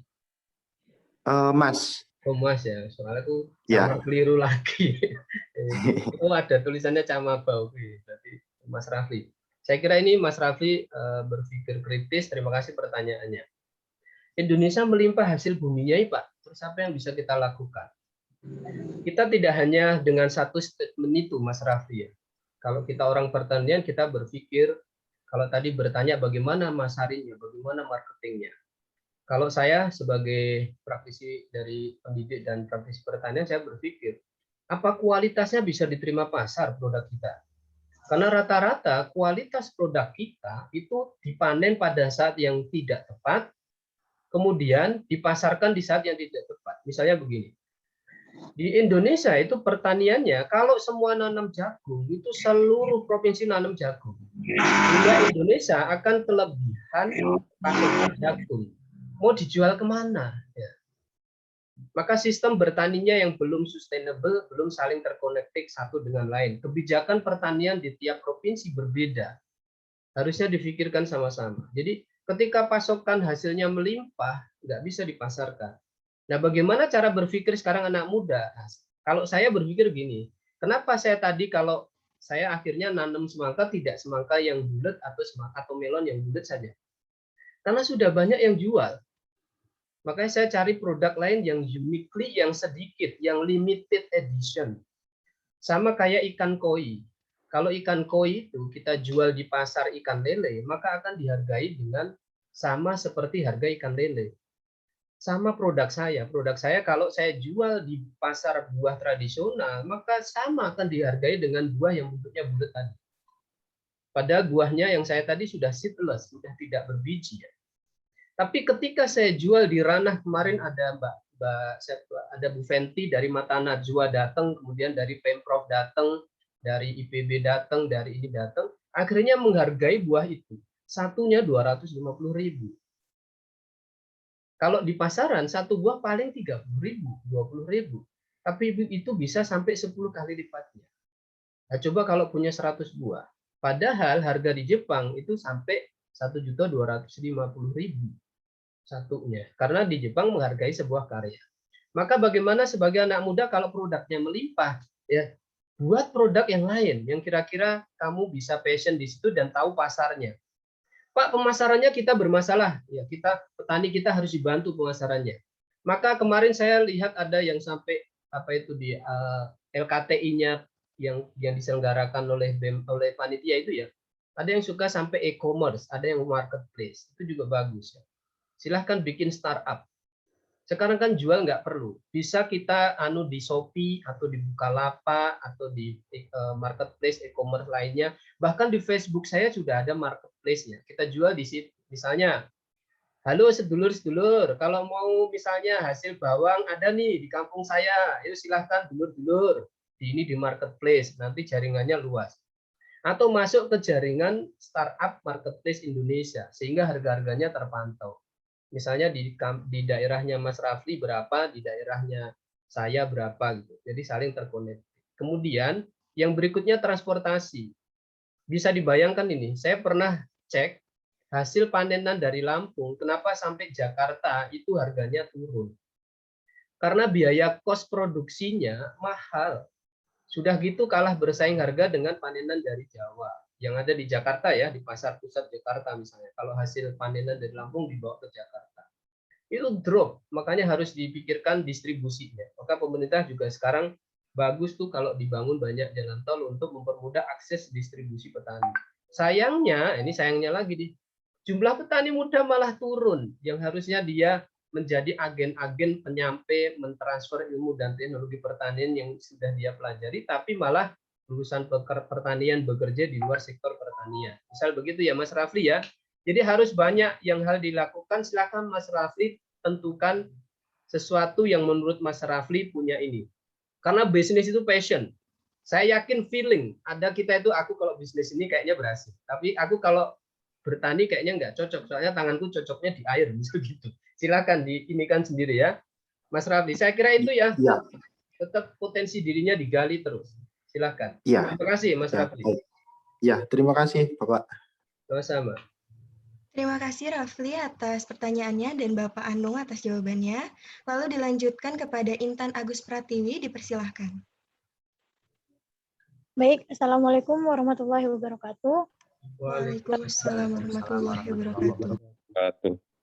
Izin bertanya Bapak, Indonesia kan dikenal sebagai negara agraris dengan tingkat kesuburan tanah, belum memberikan dampak positif terhadap tingkat kesejahteraan rakyat Indonesia, yang dibuktikan dengan adanya tingkat kemiskinan dan berakibat terhadap gizi buruk di Indonesia. Nah, bagaimana Pak cara anak muda itu supaya mau berkecimpung di pertanian, sedangkan anak muda sekarang tidak tertarik untuk bekerja atau berwirausaha di sektor pertanian? Karena anak muda sekarang banyak berpikir pendapatan di luar sektor pertanian itu lebih besar dibanding sektor pertanian, dan mereka berpikir image negatif tentang pertanian juga gitu. Terima kasih. Baik, ini dari Mbak Intan ya, Mbak Intan Pratiwi. Mbak Intan Pratiwi, terima kasih pertanyaannya. Gimana nih? Saya langsung jawab nggak apa-apa ya, moderator ya? Siap Bapak, dipersilahkan. Ya, biar nggak lupa, nanti kalau dikumpulkan dulu lupa ini. Terima kasih nih Mbak moderatornya, Mbak Natali. Baik Mbak Intan ya, terima kasih. Sekarang anak muda ini kalau ini bagaimana nih kondisi kita sudah begini, Mbak pertanian.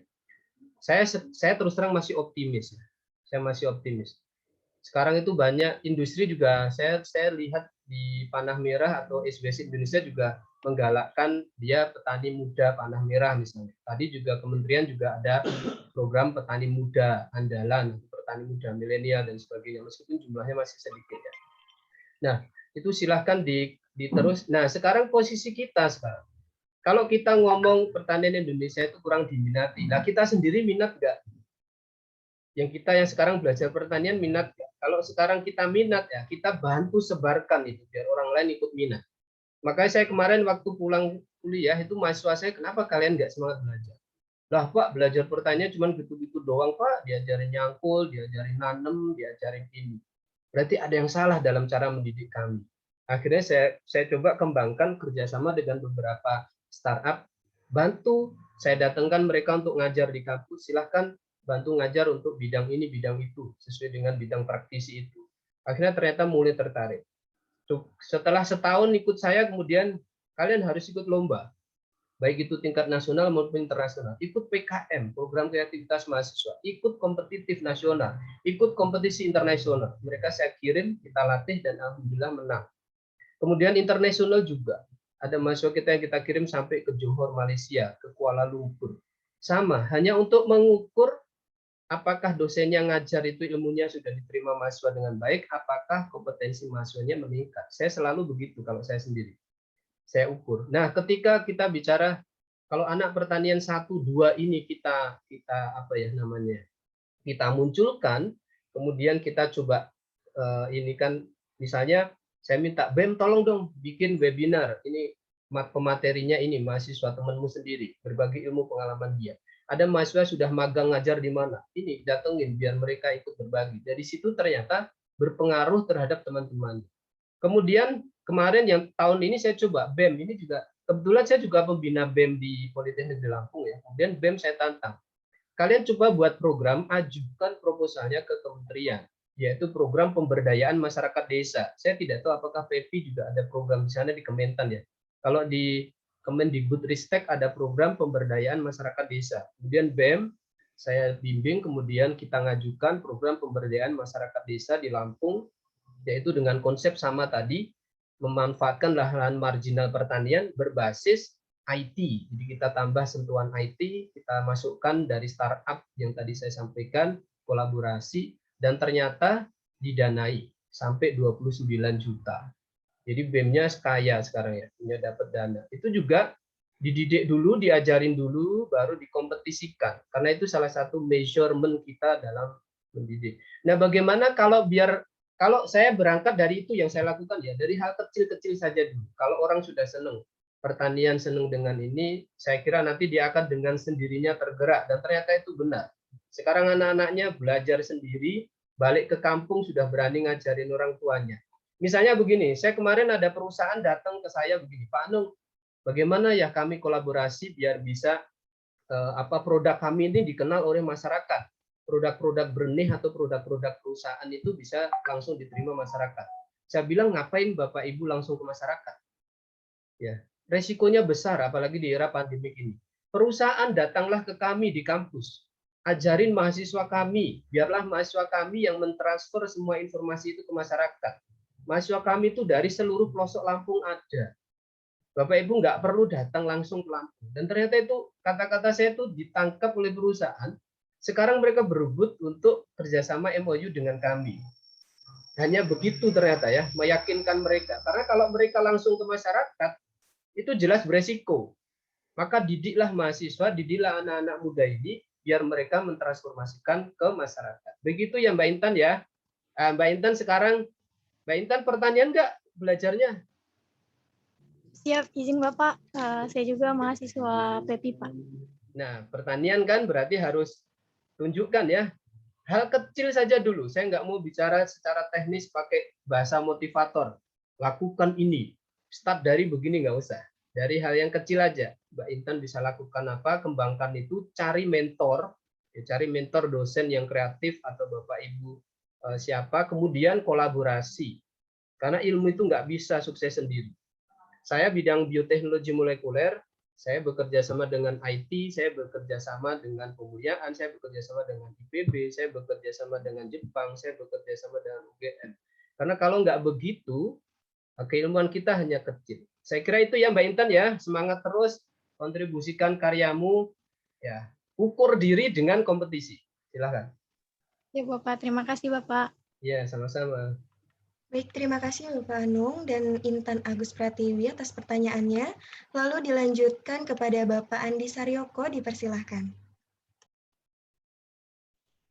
Makasih Natalia. Anung Sensei, menarik sekali ini, sangat menginspirasi kita semua apa yang tadi disampaikan. Ngomong-ngomong, Robu-Robu Suikawa Wisiso. Hai. Demo Takaina. Ya, tadi yang disampaikan Pak Anu, gambar-gambarnya, kemudian nama-nama yang disebutkan, ini memanggil ingatan saya Pak Anung itu, karena ya ternyata kita punya background yang sama gitu. Dulu saya pemuliaan, kemudian S2 saya benih, kemudian S3-nya fisiologi. Mungkin kompleksitasnya sama gitu dengan apa yang Pak Anung miliki.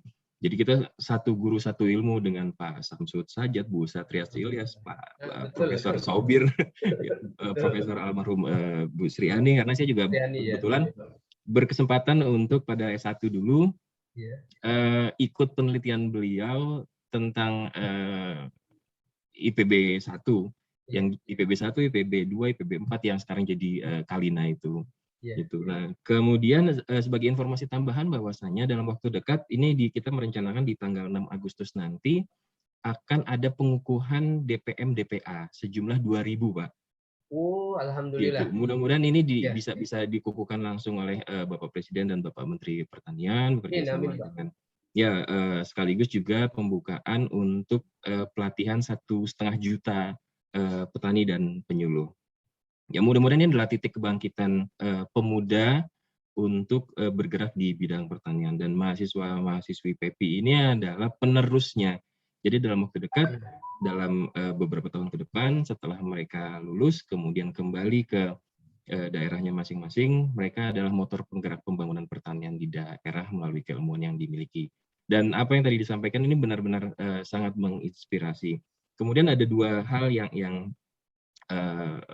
mungkin kata kunci yang saya tangkap gitu. Pertama adalah melihat sesuatu dari sudut pandang yang berbeda untuk mendapatkan peluang gitu. Jadi kalau suika itu biasa, suika itu semangka itu biasa, semangka berbentuk hati ini kan luar biasa. Melon itu biasa, melon berbentuk hati ini luar biasa. Kemudian kalau mame kedelai ini biasa, kecambahnya adalah sesuatu yang berbeda. Kemudian tadi microgreen, ya kita sama-sama tahu kalau di Kombini, di Supa, microgreen itu punya space yang khusus di sana. Dia dikemas dalam semacam box plastik gitu, kemudian sudah direncanakan untuk dipasarkan dengan kondisi seperti itu, dikemas dalam bentuk yang menarik gitu, dan itu adalah peluang jika dibandingkan dengan katakanlah sayuran daunnya atau hanya bijinya saja gitu. Nah, itu adalah peluang bisnis yang kalau kita jeli melihatnya, ini adalah sebuah potensi untuk pendapatan dan pekerjaan. Tuh.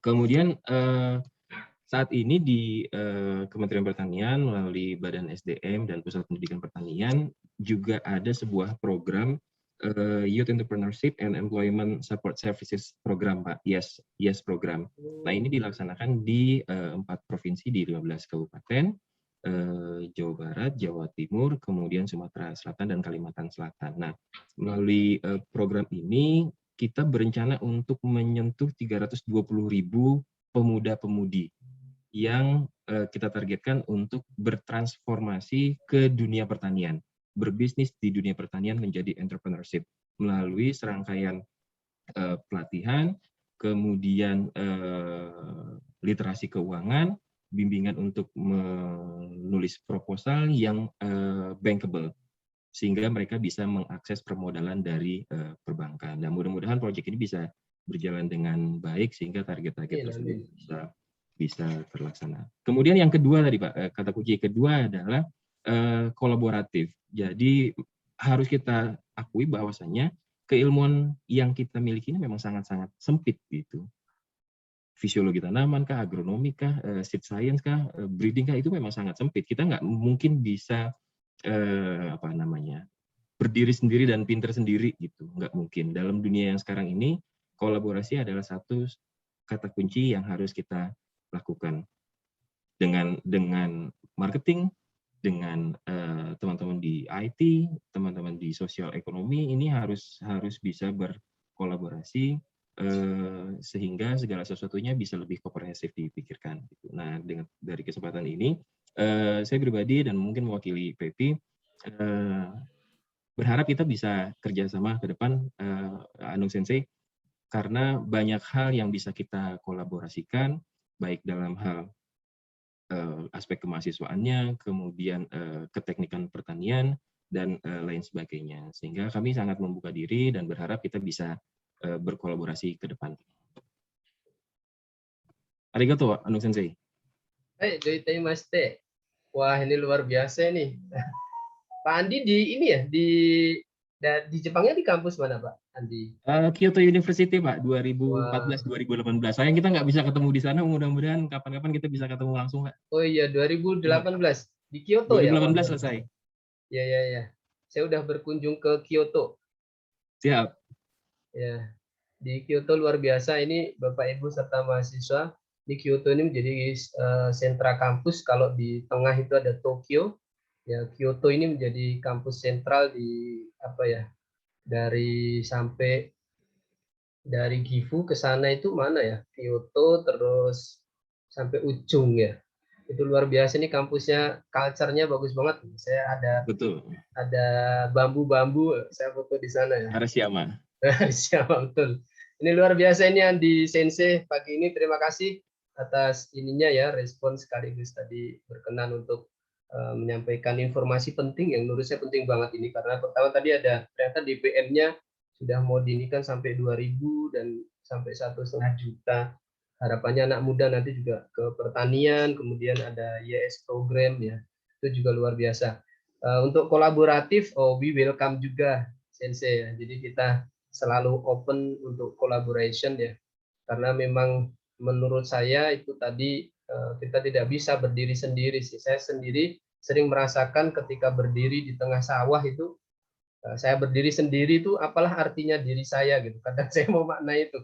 Karena kan kalau di Jepang kan PhD ya, Philosophy of Doctor. Jadi saya punya teman yang pintar sekali, kenapa nggak lulus-lulus doktornya, ternyata menurut Sensei karena belum dapat filosofinya. Karena ternyata ilmu itu yang dicari filosofinya, yang dicari adalah filosofi yang bisa kita terapkan. Kalau hanya untuk minterin dan ini ternyata juga nggak bermanfaat. Terima kasih tadi ya Pak Andi, ada Andi Sensei, ini luar biasa. Kita sekarang bertemu justru di sini ya.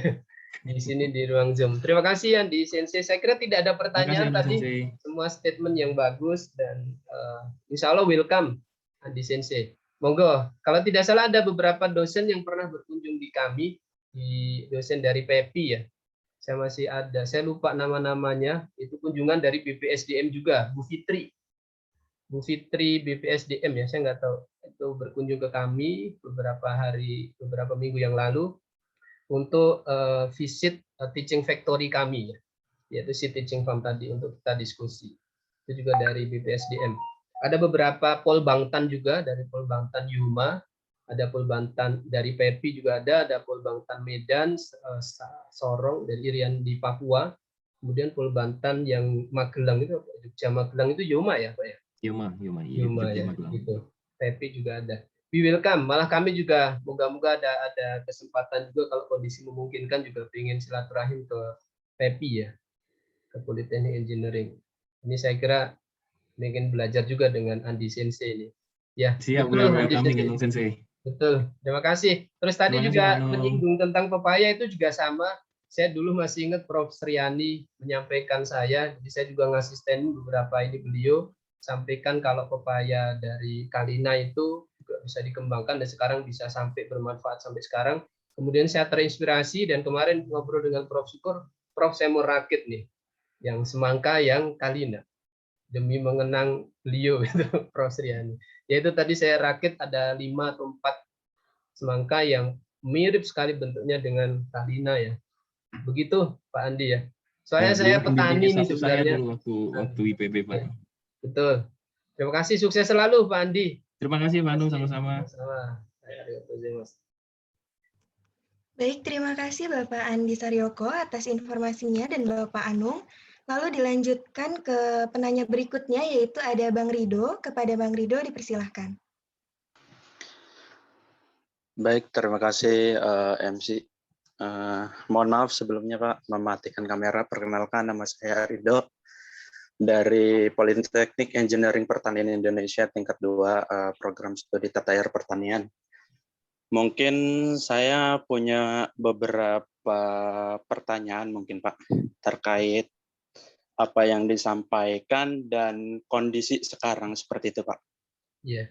Yang pertama itu mungkin di Indonesia sendiri untuk budidaya dalam pertanian sudah sangat baik seperti itu Pak. Akan tetapi di sini masih hulunya yang sangat baik Pak. Dari hulu ke hilir kan harus diperbaiki lah seperti itu. Mungkin ada juga yang pengepul dan lain sebagainya memainkan harga komoditas dari produksi pertanian itu sendiri. Nah, apakah ada solusi seperti itu? Selain yang owner atau startup yang budidaya, dia memasarkan atau punya e-commerce atau punya marketplace sendiri. Seperti itu. Kemudian yang keduanya mungkin statement dari Pak Adi itu benar bahwa dari kota harus kembali lagi ke desa, akan tetapi tidak sepenuhnya kebutuhan di desa itu ada. Maksudnya di sini mungkin kita belajar di kota dengan berbagai macam fasilitas yang sudah disediakan. Mungkin juga Bapak Anung juga pernah merasakan ya, kuliah di Jepang, kemudian kembali lagi ke Indonesia, ada komponen-komponen yang harus dibeli di luar, seperti itu. Nah, itu juga mungkin jadi kendala ya. Terus infrastruktur jejaring internet seperti itu. Mungkin kita bisa mengembangkan Internet of Things dan lain sebagainya, akan tetapi kita mungkin kekurangan infrastruktur, kemudian informasi pun kita mempunyai informasi, akan tetapi kita belum bisa mendobrak atau memulainya seperti itu, Pak. Karena memang ada kekurangan yang memang tidak bisa tercover untuk kegiatan usaha pertanian. Kemudian mungkin perbedaan Jepang dan Indonesia itu di masalah ekonomi. Sekali lagi Pak, di masalah ekonomi, saya lihat mungkin dari jejaring internet juga, basic ekonomi mereka di Jepang mungkin mempunyai koperasi khusus tersendiri, dan memang itu mensejahterakan petani. Akan tetapi di Indonesia sendiri masih petani tok Pak, cuma budidaya. Kalau untuk menjualnya ada pengepul, ada pedagang besar dan lain sebagainya seperti itu, Pak. Makanya income yang diterima petani kecil, akan tetapi harga komoditas yang dijual sangat tinggi sekali. Karena sulit sekali, Pak, kalau udah mendarah daging seperti ini. Maksudnya mendarah daging udah kebiasaannya memang seperti itu untuk rantai pemasokan pangan dari hulu ke hilirnya seperti itu, Pak. Terima kasih, mungkin itu saja, Pak.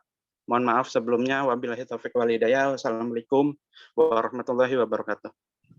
Waalaikumsalam warahmatullahi wabarakatuh. Langsung dijawab, Mbak Natali. Siap, Bapak. Bisa dapat langsung dijawab. Baik, terima kasih. Ini dari Bang Rido ya. Nggak pakai Roma ini ya.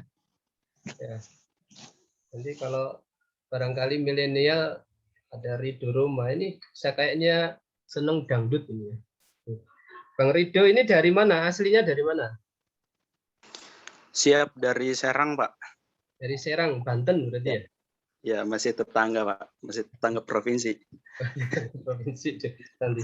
Baik, jadi gini, yang disampaikan tadi, bisa disampaikan Mas Rido tadi dari persepsi Mas Rido yang dilihat Mas Rido. Sekarang Mas Rido mahasiswa semester berapa? Siap, semester 4, Pak. Semester 4. Jadi sudah semester 4. Ngambil diploma 3 atau diploma 4? Diploma 3, Pak. Diploma 3. Berarti nanti AMD ya? Siap, ya, Pak. AMD. Saya juga dulu AMD. Ahli manipulasi data. Bukan ya? Kalau S1-nya kan STRP. Ya, sarjana terapan pertanian. Tapi kalau saya plesetkan jadi sarjana terlalu banyak praktikum. Karena praktikumnya 70%. Baik itu guyonan ya Mas Rido ya. Jadi sekarang semester 4, belajarnya masih beberapa tahun lagi. Terus semangat ya. Tadi ada beberapa statement yang saya tangkap. Pertama, startup. Kalau bicara e-commerce, bicara tentang marketplace, kemudian muncul startup. Coba searching Mas Rido. Searching itu ada pasar online yang sudah dibuat. Ada beberapa, paling tidak ada 5 itu. Ada agrifarm, ada petani, ya, ada macam-macam itu. Ada apa namanya startup yang untuk e-commerce-nya itu dia memberikan informasi. Ada informasi yang startup-nya dia memberikan informasi harga jual produk pertanian saja ada. Ada yang memberikan sarana produksi pertanian, dapatnya di mana itu? Itu juga ada. Ada yang memberikan informasi produk hingga ke petani langsung. Itu juga ada. Jadi petani bisa akses. Tadi kan yang jadi pertanyaan adalah belum semua petani kita memahami itu. Tadi juga saya bagus menangkap ada BPPSDM juga membuat program untuk DPM dan sebagainya. Itu saya berharap itu nanti bisa benar-benar signifikan ya. Insya Allah ini signifikan kalau di bawah bimbingan langsung dari BPPSDM pertanian. Saya kira akan bermanfaat sekali ya. Nah, tadi ada misalnya kalau startup itu sudah banyak informasi. Kalau Mas Rido mau bikin, bagus silahkan ya. Belajar tentang namanya domain-domain untuk ini, karena kan ada kalau dia domainnya di ini sendiri, itu jadi jadi e-commerce. Tapi kalau diinikan orang lain atau perusahaan lain jadi marketplace. Ya, sekarang juga belajar. Kalau Bapak Ibu kita misalnya petani tidak bisa berjualan langsung dengan cara itu, ya dibantu oleh kalian, dibantu oleh mahasiswa yang sudah paham itu. Pak, Bu, boleh saya bantu untuk pemasarannya? Ke orang tua kita, ke tetangga kita, ke masyarakat di sekitar kita, gitu. Itu juga bisa dilakukan. Kemudian terfikir pasti ide, kenapa nggak saya bikin pasar online di kecamatan saya? Kemudian dibangun jejaring-jejaring, dibikin grup-grup WhatsApp yang produktif. Ya, misalnya begitu. Banyak grup WhatsApp-nya nggak produktif. Kalau saya udah nggak produktif, biasanya langsung saya delete. Saya keluar dari grup itu.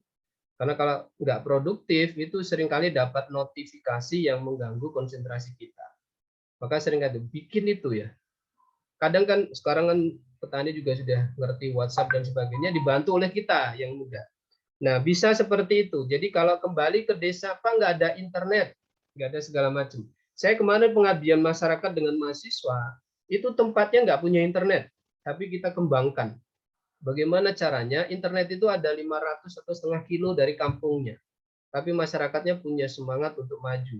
Kemudian kita bantu di program pemberdayaan masyarakat desa, ya bersama IT. Akhirnya kita inikan Telkomsel, di Telkomsel juga nanti bantu ke sana untuk bisa menambah jejaring towernya ke sana.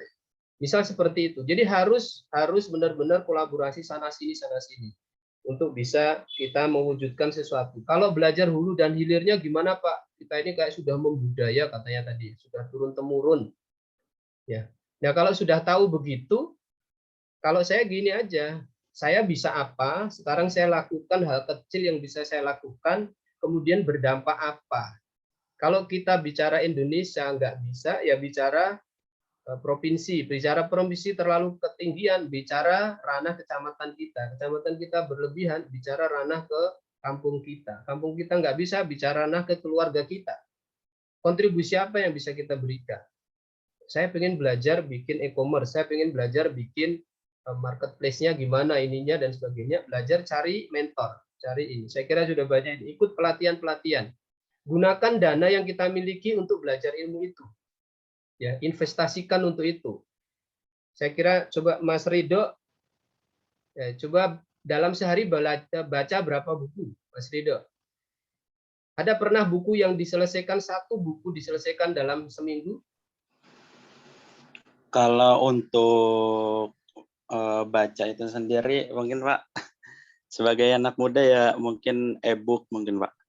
Nah itu kan, soalnya kalau kamu baca dari Android, saya yakin nggak fokus. Kenapa nggak fokus? Baru baca setengah paragraf, sudah muncul WhatsApp notifikasi, ting ting, gitu. Dok, Ridho, yuk kita makan bareng. Baru ya, itu toh, baru baca sebagian atau materi dari dosen. Kalau kuliah Bapak Ibu silakan, bisa nggak materinya dikirim PDF-nya atau PowerPoint-nya, kamu download di Android pun nggak kamu baca, yakin itu. Persentase mahasiswa yang baca materi dari dosen melalui kuliah daring itu juga minim sekali. Kenapa? Nggak fokus. Ya. Kalau saya seringkali, kalau dulu jadi mahasiswa, cari bukunya. Berapa buku yang bisa saya baca itu menunjukkan seberapa banyak saya bisa paham ilmu. Karena kita tergantung teman di sekitar kita sama buku yang kita baca. Banyak baca buku, banyak tahu. Sedikit baca buku, sok tahu biasanya kan begitu. Makanya harus kita coba. Mas Ridho semangat ya, belajar ya untuk itu ya. Nah, diskusi. Kalau Pak saya males baca. Kalau males baca, diskusi dengan pakarnya. Misalnya mau diskusi tentang distribusi. Ikut seminar-seminar yang terkait dengan distribusi pertanian. Karena ini kalau mau belajar tak jelasin bisa 1 semester lebih. Ya. Distri rantai pasok, retailer R1, retailer R2, kemudian sampai distributor, sampai ke konsumen, dari produsen, itu bagaimana alurnya panjang sekali. Bagaimana kita memutus rantai itu, sekarang sudah ada e-commerce, sudah ada marketplace, manfaatkan itu. Ya, kira-kira begitu ya. Lakukan apa yang bisa kita lakukan hal kecil. Misalnya kayak tadi, kita produksi benih, kita pasarkan sendiri. Orang langsung bisa ini. Ya, akhirnya kan rantai-rantai distribusi bisa kita persempit. Gitu ya Mas Ridho. Kemudian yang terkait dengan apa tadi, Indonesia dan Jepang dan sebagainya, sebenarnya SDM kita tinggi. Saya pun juga di Jepang juga tidak menganggap Jepang itu lebih segalanya, juga tidak ya. Saya sendiri kembali ke Indonesia juga dengan keterbatasan, misalnya ilmu saya di molekuler breeding ternyata sampai ke Indonesia lab-nya tidak memadai, ya saya lakukan apa yang bisa saya lakukan.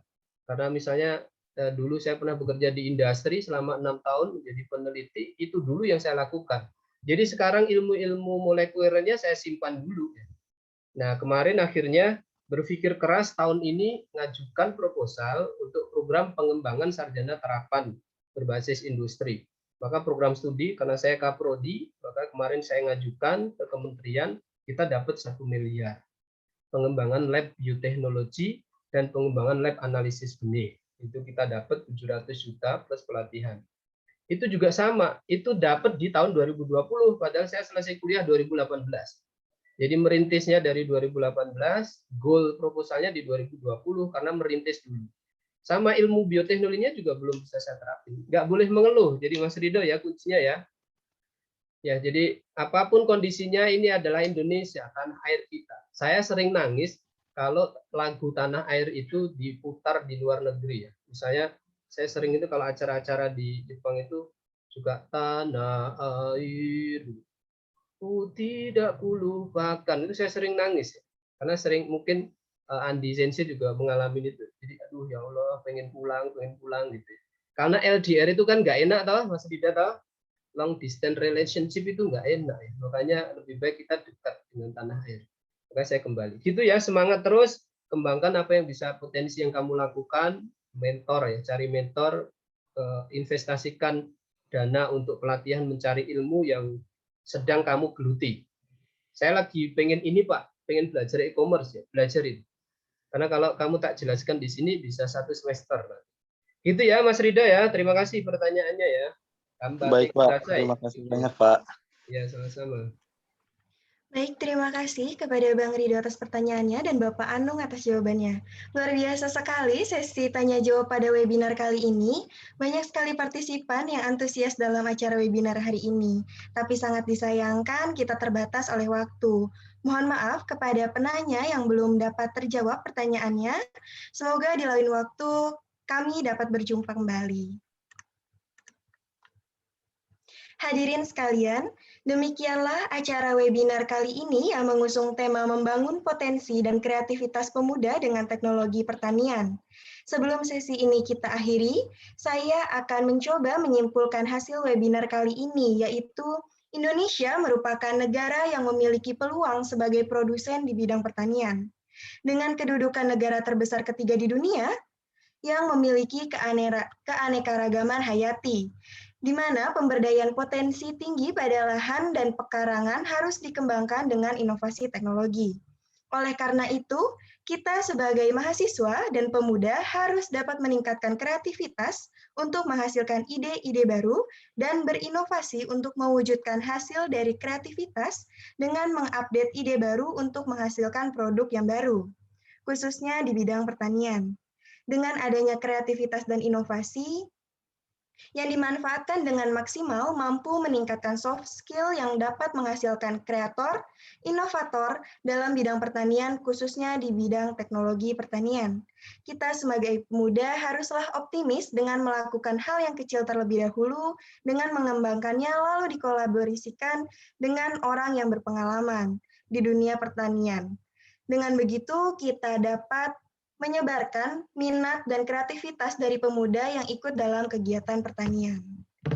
Para hadirin sekalian, sekali lagi kami mengucapkan terima kasih kepada pemateri dan juga seluruh hadirin yang telah berpartisipasi dalam kegiatan webinar kali ini. Akhir kata, saya Natalia Desi Maharani, selaku moderator pamit undur diri. Semoga kita dapat bertemu kembali dalam webinar lainnya. Terima kasih. Wabillahi taufiq wal hidayah. Wassalamualaikum warahmatullahi wabarakatuh. Waalaikumsalam warahmatullahi wabarakatuh.